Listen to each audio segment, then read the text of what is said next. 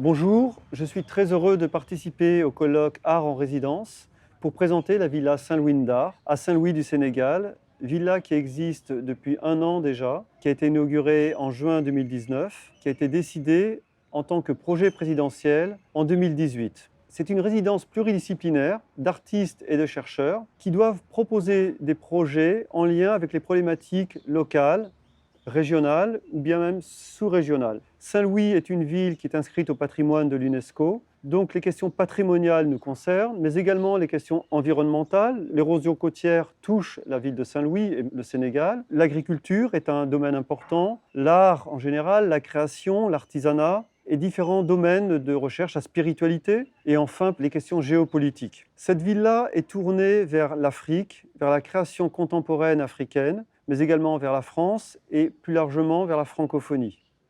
Le fonctionnement de la villa se développe par appel à candidature et nous avons constitué pour ça un comité d'experts, chacun étant compétent dans sa discipline, allant des arts vivants jusqu'à la recherche, les arts numériques bien sûr, et puis le spectacle vivant, la musique, le cinéma, etc.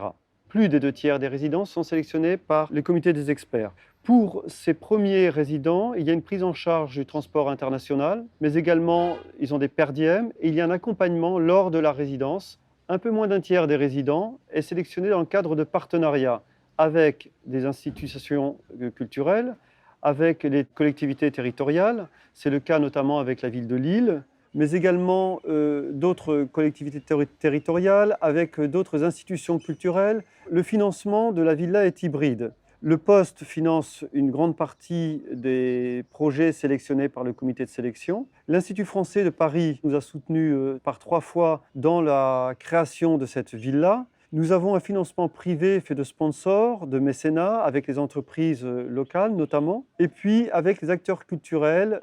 Les résidents également sont en lien avec tous les secteurs de l'Institut. L'Institut français de Saint-Louis a une salle de cinéma qui va être réalisée tout prochainement. Nous avons un programme de cinéma important, un programme d'art du spectacle avec une scène importante, un programme de médiathèque où les résidents peuvent rencontrer les lecteurs, mais également faire certaines recherches. Nous avons une galerie d'art.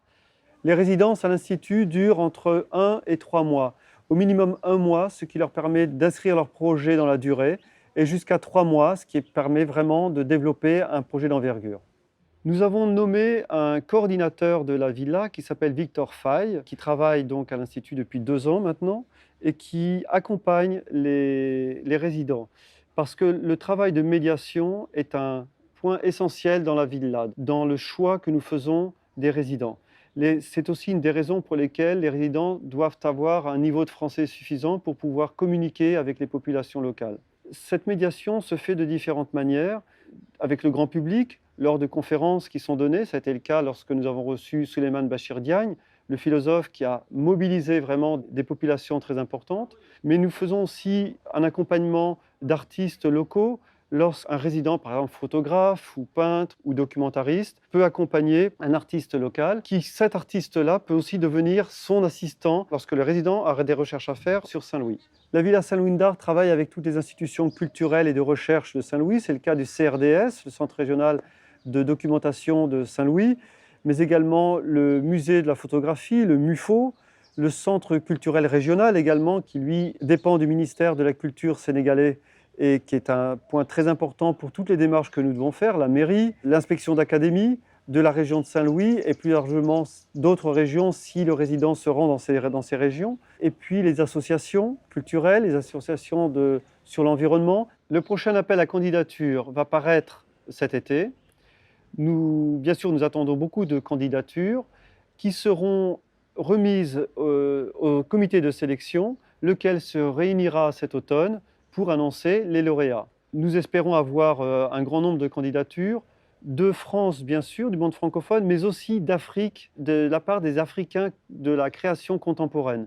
Nous espérons avoir encore davantage d'audience sur le continent africain, comme nous l'avons déjà en France, et nous espérons évidemment nouer de forts partenariats avec d'autres résidences, avec d'autres structures culturelles, pour développer davantage et dynamiser encore davantage ce projet qui est porté par l'Institut français, par le coordinateur Victor Faye et par moi-même.